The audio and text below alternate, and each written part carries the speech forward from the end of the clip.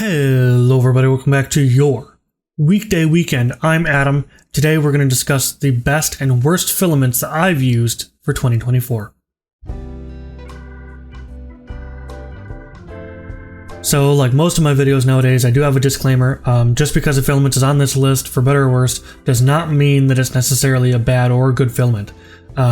This just outlines the experiences I've had with 3D printer filament over the past year, and therefore represents the filaments I'll probably purchase more of or avoid in 2025. Just because I had a good or bad experience with a filament does not mean that you'll have the same results as I. This video is not sponsored by anyone. With that out of the way, let's get to my bottom 3 filaments of the year. We're going to go third, second, and then number 1 worst is going to be like the worst of the year, like the bottom. So this kind of works counterintuitively. But yeah, you get what I mean. Number 1 worst of the year is like the worst you can get. So we're going to start at 3 and go worst from there. So number 3 worst of the year for me was Zyro PLA. It was recommended to me by a friend at work. I ordered a roll and unfortunately it didn't quite hold up. The print quality overall was decent, but the problem actually came from the bed adhesion. I'm no stranger to printing objects with a big footprint, and I've never seen PLA peel up this bad. I adjusted the heated bed temperature with no luck, and glue stick didn't even fix the issue completely. Also, the black PLA kind of looked like more of a matte black PLA in my opinion, even though they have a different matte black for sale, so I don't know what the difference is. Luckily, when I left a negative product review of this filament, Zyro immediately contacted me. They refunded the product without me asking and inquired as to which printer I used and what settings I used in an effort to fix the issue in the future. That's what good customer service looks like. Going down to slightly worse than that is going to be a bit anticlimactic because I don't know the manufacturer. It's kind of an unknown brand's carbon fiber PLA. It's just not good. I got the filament a couple of years ago from Brandon, my buddy you might remember from my hashtag 3D printing on YouTube video. He quit 3D printing just before good bed slingers got cheap. I picked it up alongside a ton of his old PLA for a good price. This one intrigued me because it was carbon fiber, which sounded awesome. With nearly an entire kilogram left on the spool, I tried many projects with it, didn't get a single successful print. Within minutes of every attempt, I got spaghetti. I tried watching to see what went wrong, I tried slowing the speed, I tried adjusting the flow rate, nothing seemed to work. Finally, I just decided that I simply wasn't meant to print with it, and that someone else might do a better job. I donated it at MRRF 2024 and exchanged it for something else. So moving down to my worst filament of the year, in my opinion, that I've had the worst experience with personally, this is where the disclaimer comes in. This is the one that's going to make some people upset. I just want to remind everybody to please be civil. I would appreciate constructive criticism in the comments as to what might have gone wrong here. For me, the number 1 worst filament of the year that I had the most problems with was Prusa's Prusament PLA. So this roll of filament is already more expensive than any other filament on this entire list, bad or good, and it's just basic PLA. On top of the initial price tag, they then charge around $18 for shipping, with seemingly no price point at which free shipping becomes available. This is now a 1 kilogram roll of basic PLA for $48. No matter, I thought. I used my saved up Prusa meters from printables and bought a roll anyway. The discount code, of course, didn't cover the shipping cost, but whatever.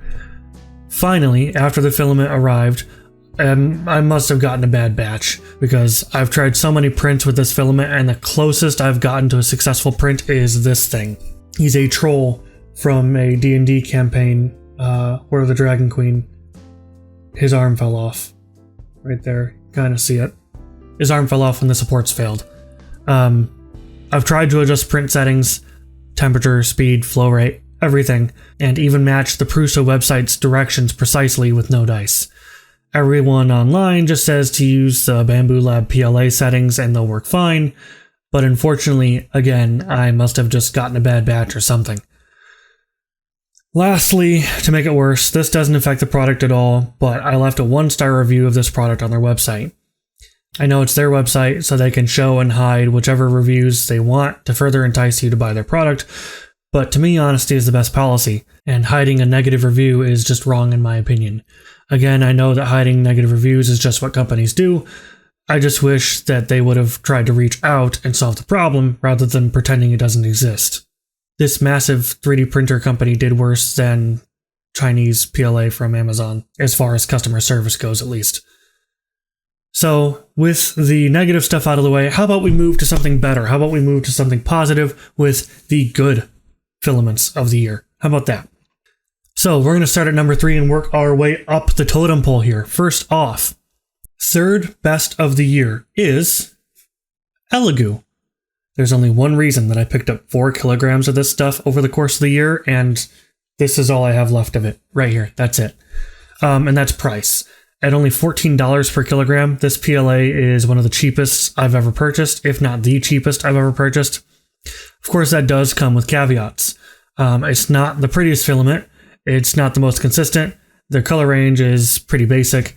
However, if you're doing some prototyping and you don't want to waste your pretty $30, $40 glittery, metallic, sparkly, silk, whatever PLA, then this is a good stand-in until you get the design just right.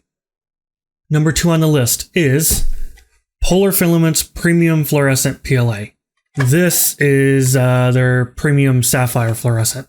I picked up this roll at MRRF 2023, and I really haven't used it enough. It's like buying a really nice car, but not driving it because you don't want to get it dirty or put miles on it. I really need to print more things with it because it is a gorgeous filament. Check this out. Look at that. It's pretty, and that's without the light on it. You get the light on, look at that. $22. Anyway, as if that wasn't enough of a reason for it to be my top 3, Polar Filament makes everything here locally in my home state of Michigan. Their pricing is very fair, again, $22 for that roll. They offer free shipping over $45, and they have a Discord server where they show off everything that they're working on. So great stuff from Polar. Thanks, guys. Before we get to my number 1 pick of the year, we have some honorable mentions. First up is Polymaker's Polyterra, or now it's called Polygradient Matte PLA. I watched a short by Filament Stories and saw these multicolor filaments. I really liked the look of them and picked them up. To me, the biggest flaw of these is the same flaw with a lot of gradient filaments. The gradient can look a bit like solid stripes depending on the size of what you're printing. That's less their fault and more my fault for not realizing that when I first got the filament. Either way, it's pretty filament, just know that it might not look great depending on what model you print with it. It's also a little expensive as well, at $28 a kilogram. Next up on the honorable mentions is Overture's Matte PLA. Some really solid performance from Overture with their matte PLA, although I had a few prints where layer lines were extremely visible compared to other prints with the same printer and the same settings.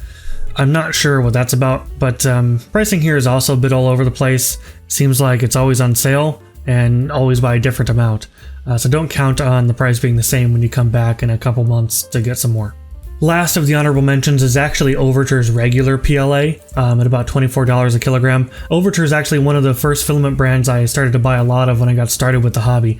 They're a great filament that I've had little to no issues with, but the reason their PLA didn't make it to the top 3 is because there were multiple colors that I loved which just aren't available anymore on their website, like Wine or Royal Silver, Royal Copper, or Sakura, and a couple others. Their pricing is also very inconsistent, just like their matte PLA. Seems to always have a sale going on of different amounts, so even though $24 is the initial listed price for their filament, you never really know how much it'll be unless you check. Alright, last but certainly not least, the number 1 best filament of the year, in my humble opinion based on my experiences alone, is Bambu Lab PLA Basic. Bambu has just been knocking it out of the park all year. They're really giving a lot of other 3D printing companies a run for their money. For around $20 to $23 per kilogram, they're just the best all around out of the box. They're just great. No fine tuning required, a wide color range, even wider now. They just released more colors. They have fast shipping with free shipping available at $50. I've had little to no issues with Bambu Labs PLA Basic at all, with little to no fine tuning. Even after discovering I left Oracle Slicer on the wrong profile, I've still gotten some amazing prints. They also offer filaments with refills without the spool, which saves you money and saves the empty spools from going in the garbage, which I like. I know not everyone's going to agree with this list, and I know some people are going to hate on me for some of my choices, but this is, again, just my experiences. Next year, we'll see how they change. Let me know what you think in the comments below. Again, please, let's try to keep the comment section civil and kind to one another. This is a community where we're supposed to be working together. We can't become better hobbyists and better makers if we don't help each other out. So let's be kind to each other in the comments. Thank you guys so much for watching. Thank you guys for an amazing 2024. I don't think this will be my last video this year. I hope to make some more, but just in case. Thank you guys so much for a great year. Thank you so much for spending your day with me. Remember, on my channel, every day is a weekend. Don't forget to hit follow, join the Discord, check out weekdayweekend.net for more weekend vibes, check out weekdayweekend.net/workshop for some CAD training models. Until next time, have a fantastic week, and I'll see you next time, next weekend. Bye!